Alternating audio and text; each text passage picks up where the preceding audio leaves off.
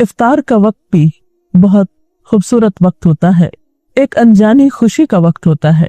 نبی اکرم صلی اللہ علیہ وسلم نے اس کے بارے میں فرمایا، للصائم فرحتان یفرحہما اذا افطر فرح بفطرہ واذا لقی ربہ فرح بصومہ۔ آپ صلی اللہ علیہ وسلم نے فرمایا، روزے دار کے لیے خوشی کے دو موقع ہیں جن میں وہ خوش ہوتا ہے۔ جب وہ روزہ افطار کرتا ہے تو اپنا روزہ کھولنے سے خوش ہوتا ہے، اور جب وہ اپنے رب سے ملاقات کرے گا تو اپنے روزے سے خوش ہوگا، یعنی اس کا اجر و ثواب سامنے پا کر۔ تو بات یہ ہے کہ افطار کا یہ وقت نہایت اہم وقت ہے۔ یہ وقت کب شروع ہوتا ہے؟ قرآن پاک میں اللہ سبحانہ وتعالیٰ فرماتے ہیں، ثم اتم الصیام الی اللیل، پھر پورا کرو روزے کو رات تک۔ گویا جب رات کا آغاز ہو جائے، رات شروع ہو جائے، سورج غروب ہو جائے، تو وہ روزے دار کے روزے افطار کرنے کا وقت ہوتا ہے۔ غروب آفتاب روزہ افطار کرنے کی شرط ہے، اس سے پہلے روزہ افطار نہیں کیا جا سکتا۔ بخاری اور مسلم کی ایک روایت کے مطابق قال رسول اللہ صلی اللہ علیہ وسلم، اذا اقبل اللیل من ہاہنا وادبر النہار من ہاہنا وغربت الشمس فقد افطر الصائم۔ آپ صلی اللہ علیہ وسلم نے فرمایا، جب رات آ جائے، دن چلا جائے اور سورج غروب ہو جائے تو روزہ دار روزہ کھول لے۔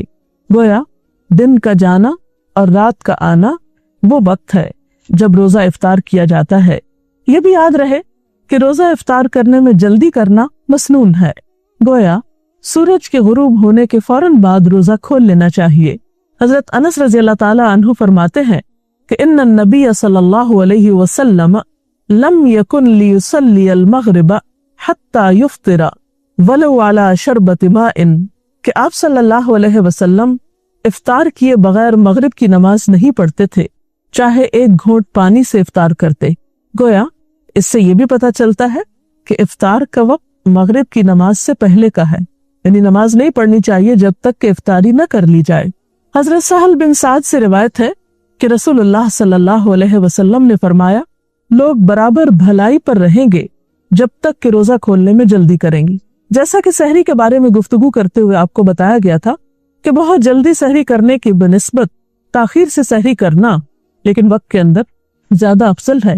اسی طرح افطار میں بھی بہت تاخیر نہیں کرنی چاہیے کہ مثلاً رات کا جب بہت اندھیرا ہو جائے، عشاء کی نماز کا وقت ہو جائے، تو ایک شخص سمجھے کہ اب افطار کرنا زیادہ ثواب کا باعث ہے کیونکہ میں نے سب لوگوں سے 1-1.5 گھنٹہ زیادہ لمبا روزہ رکھا ہے اور دیر سے کھایا پیا ہے، تو ایسا کرنا کچھ ثواب کا باعث نہ ہوگا بلکہ الٹا سنت رسول صلی اللہ علیہ وسلم کی مخالفت ہوگی۔ تو آپ نے فرمایا کہ لوگ بھلائی پر رہیں گے جب تک کہ افطار میں جلدی کریں گے، گویا اعتدال میں رہیں گے۔ تو اس سے یہ پتہ چلتا ہے کہ ہمارا دین ہمیں ہر معاملے میں اعتدال کا سبق دیتا ہے، انتہا پسندی ہمارے دین کا حصہ نہیں ہے۔ ایک اور حدیث کے مطابق وہ لوگ اللہ کے محبوب بندے ہوتے ہیں جو افطار کرنے میں جلدی کرتے ہیں۔ عن ابی ہریرہ قال قال رسول اللہ صلی اللہ علیہ وسلم قال اللہ عز وجل احب عبادی الی عاجلہم فطرا، کہ اللہ تعالیٰ فرماتے ہیں مجھے میرے بندوں میں سب سے زیادہ محبوب وہ ہیں جو ان میں سے افطار میں جلدی کرنے والے ہیں۔ گویا اللہ تعالیٰ کی اطاعت کرنے میں دیر نہ کرنا، جب حکم آ جائے تو پھر پس و پیش نہ کرنا اللہ تعالیٰ کو پسند ہے۔ پھر اسی طرح ہم دیکھتے ہیں حضرت انس رضی اللہ تعالیٰ عنہ سے روایت ہے، اور آپ جانتے ہیں کہ حضرت انس رضی اللہ تعالیٰ عنہ حضور اکرم صلی اللہ علیہ وسلم کی خدمت میں 10 سال تک رہے۔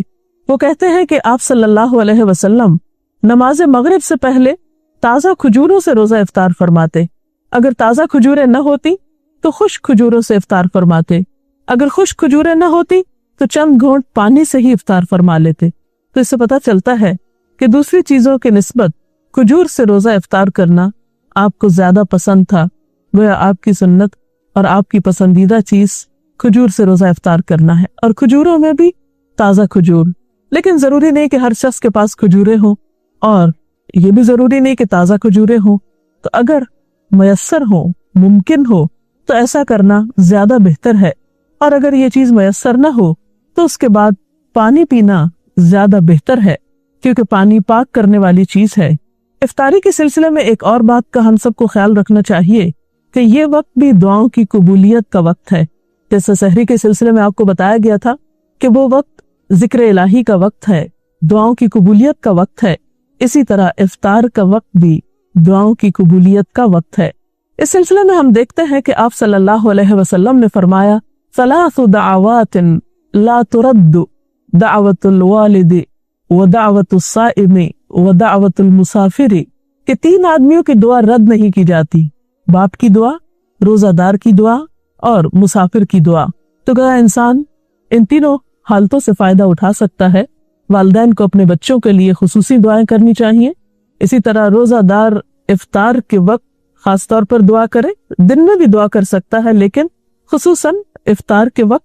और इसी तरह मुसाफिर भी आम दिनों की निस्बत सफर की हालत में अल्लाह ताला के ज्यादा करीब होता है, इसलिए उसको इस मौके से भी फायदा उठाना चाहिए।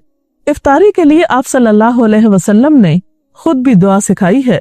अन इब्न उमर क़ाल कान नबी सल्लल्लाहु अलैहि वसल्लम इज़ा अफ्तर क़ाल ज़हब अज़्ज़मअ वब्तल्लतिल उरूक़ व सबतल अज्रु इंशाअल्लाह, जिसका तर्जुमा है प्यास खत्म हो गई, रगे तर हो गई और रोजे का सवाब पक्का हो गया इंशाअल्लाह। इसी तरह इफ्तार की कुछ और दुआएं भी आपने सिखाई। हजरत मुआज़ बिन ज़ुहरा से रिवायत है कि नबी सल्लल्लाहु अलैहि वसल्लम जब रोजा इफ्तार करते तो फरमाते, अल्लाहुम्मा लका सुम्तु व अला रिज़्क़िका अफ्तरतु।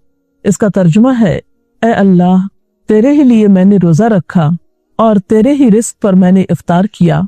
जैसे कि आप जानते हैं कि इफ्तार करना और इफ्तार में जल्दी करना बाबरकत है, इसी तरह इफ्तारी के वक्त भी दूसरों की गमगुसारी और दूसरों की दिलजोई और दूसरों के हुकूक का लिहाज रखना बहुत जरूरी है। इसीलिए हम देखते हैं कि नबी अकरम सल्लल्लाहु अलैहि वसल्लम ने रोजेदार के रोजे को इफ्तार कराने की भी तरगीब दिलाई है। हदीस में आता है कि जिसने रोजादार को रोजा इफ्तार कराया उसे भी उतना ही अजर मिलेगा जितना अजर रोजादार के लिए होगा, और रोजादार के अजर से कोई चीज कम न की जाएगी। तो इससे पता चलता है कि अगर एक इंसान दूसरों के रोजे इफ्तार कराने का एहतमाम करता है तो वो एक बहुत बड़े अजर को समेटता है। और इसमें भी फिर बात यह है कि किस चीज से किसी का रोजा इफ्तार कराया जाए। क्या उसके लिए जरूरी है कि एक बहुत बड़ी इफ्तार पार्टी का ही एहतमाम किया जाए, या एक देग ही पकाई जाए, या कोई खास किस्म का एहतमाम हो? नहीं, ये सवाब हर वो शख्स पा सकता है कि जो लस्सी का एक घूंट या एक खजूर या पानी का एक घूंट पिलाकर ही किसी का रोजा इफ्तार कराता है, उसको भी ये सारा अजर व सवाब हासिल होता है। अब आप देखिए कि रोजा इफ्तार कराने वाले ने तो ये अजर पा लिया, लेकिन जो शख्स रोजा इफ्तार कर रहा है उसे जवाब में क्या रवैया इख्तियार करना चाहिए? उसे भी एक अदब और अखलाक सिखाया गया कि वो इफ्तार कराने वाले के लिए दुआ करे, और वो दुआ भी आप सल्लल्लाहु अलैहि वसल्लम ने खुद सिखा दी। अन अनस क़ाल कान रसूलुल्लाह सल्लल्लाहु अलैहि वसल्लम इज़ा अफ्तरा इंद क़ौमिन क़ाल अफ्तरा इंदकुमुस साइमून व अकल तआमुकुमुल अबरार व तनज़्ज़लत अलैकुमुल मलाइका। हज़रत अनस रिवायत करते हैं कि नबी सल्लल्लाहु अलैहि वसल्लम जब किसी के यहाँ रोजा इफ्तार फरमाते तो उनको ये दुआ दिया करते थे, अफ्तरा इंदकुमुस साइमून व अकल तआमुकुमुल अबरार व तनज़्ज़लत अलैकुमुल मलाइका, जिसका तर्जुमा है, रोजादार तुम्हारे यहाँ रोजा इफ्तार करते रहें, नेक लोग तुम्हारा खाना खाते रहें और फरिश्ते तुम्हारे यहाँ नाजिल होते रहें। तो गोया इससे ये पता चलता है कि इस मौके पर दूसरे का दिल खुश करना और उसके लिए अच्छी अच्छी दुआएं करना एक बेहतरीन अमल है। तो आज की गुफ्तगू का खुलासा ये है कि रोजा मुकम्मल करके इफ्तार करना चाहिए, इफ्तार में जल्दी करनी चाहिए। इफ्तार के लिए अफजल चीज खजूर और पानी है। इफ्तारी के वक्त दुआएं करनी चाहिए और मसनून दुआ याद कर लेनी चाहिए, अगर याद ना हो तो लिखी हुई सामने रखकर पढ़ लेनी चाहिए। इसी तरह दूसरों का रोजा इफ्तार कराने का भी एहतमाम करना चाहिए, लेकिन इस मामले में भी इत्तेदाल की जरूरत है। ऐसा न हो कि इस एहतमाम में पढ़कर इंसान अपनी मगरिब की नमाज भी खो दे या तरावी के लिए हिम्मत हार बैठे। हमारा दीन इत्तेदाल का दीन है, उसमें एक तरफ अल्लाह के हुकूक हैं और दूसरी तरफ बंदों के हैं, और दोनों ही अपनी जगह बहुत अहम है। अगर इस सिलसिले में आपका कोई सवाल हो तो आप कर सकते हैं। अभी हमने आपकी गुफ्तगू में सुना कि इफ्तारी का वक्त जो है वो दुआओं की कबूलियत का टाइम है, लेकिन आमतौर पे हमारे घरानों में देखा गया है कि इस वक्त इफ्तारी की तैयारी में ज़्यादा ध्यान होता है اور دعاؤں کی طرف جو ہے وہ دھیان کم ہوتا ہے، تو اس چیز کو کیسے امپروو کیا جا سکتا؟ جی شکریہ۔ افطار کا وقت سحری کے وقت کی طرح ایک بہت بہترین وقت ہوتا ہے، دعاؤں کی قبولیت کا وقت ہوتا ہے، اور عام طور پر دیکھا گیا ہے کہ افطاری کی تیاری میں اتنا وقت لگ جاتا ہے کہ دعا کرنا بھی بھول جاتے ہیں، اور آخری وقت تک کچھ نہ کچھ پکایا جاتا رہتا ہے یا لگایا جاتا ہے، اور اسی میں سارا وقت گزر جاتا ہے۔ اس سلسلے میں بات یہ کہ ایک تو اوور ایٹنگ روزے کے سارے مقصد کو ختم کر دیتی ہے، پھر بعض اوقات طبیعت میں اتنی گرانی ہوتی ہے کہ اس کے بعد نماز جو ہے وہ ایک بہت بوجھل اور مشکل کام محسوس ہوتا ہے، پھر اسی طرح اسراف بھی ہوتا ہے۔ تو اس میں بھی اعتدال کی ضرورت ہے۔ انسان افطاری کی تیاری میں اگر جلدی کرے اور آخری وقت یعنی روزہ افطار کرنے سے پہلے کے کچھ لمحات جو ہیں وہ تمام کاموں کو چھوڑ کر خصوصی طور پر دعائیں کرنے میں گزارے تو یہ ایک بہت بہترین عمل ہوگا۔ ہم میں سے ہر شخص محتاج ہے، ہر شخص کسی نہ کسی مشکل کا شکار ہے۔ ہم بعض اوقات دوسروں سے کہتے ہیں کہ آپ ہمارے لیے دعا کریں، وہ بھی ایک اچھی بات ہے، کروا سکتے ہیں دوسروں سے دعا، لیکن جب ہمارے اپنے پاس ایک وقت ہوتا ہے دعا کرنے کا، ہمیں اللہ تعالیٰ خود موقع دے رہے ہیں، اور انسان خود اپنے لیے جیسی دعا کر سکتا ہے سنجیدگی کے ساتھ، اخلاص کے ساتھ، آہوزاری کے ساتھ، وہ کوئی دوسرا کیسے کر سکتا ہے؟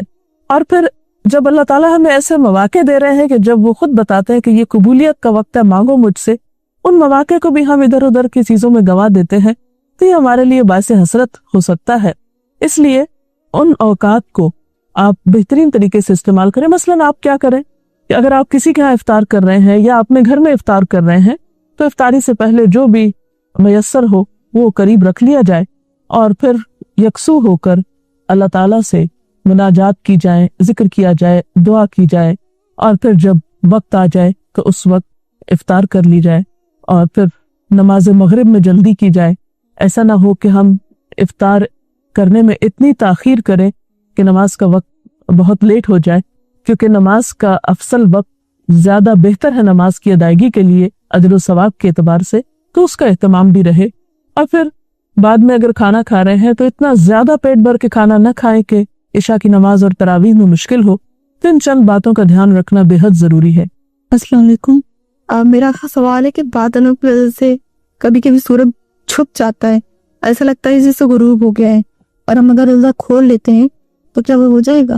وقت سے پہلے روزہ افطار کر لیا جائے تو اس سے روزہ نہیں ہوتا، اس روزے کو آپ کو دہرانا ہوگا۔ کوئی اور سوال؟ افطار پارٹی کے متعلق قرآن کی روشنی میں کیا دلیل ہے؟ اس میں کوئی شک نہیں کہ مل کر کھانے میں برکت ہوتی ہے، یا افطار کے موقع پر آپ خود افطار اکیلے کرنے کی بجائے کسی دوسرے کو بھی شریک کر سکتے ہیں، دوستوں کو، عزیزوں کو، رشتہ داروں کو، لیکن عام طور پر اس میں بھی ہم حد اعتدال سے بڑھ جاتے ہیں۔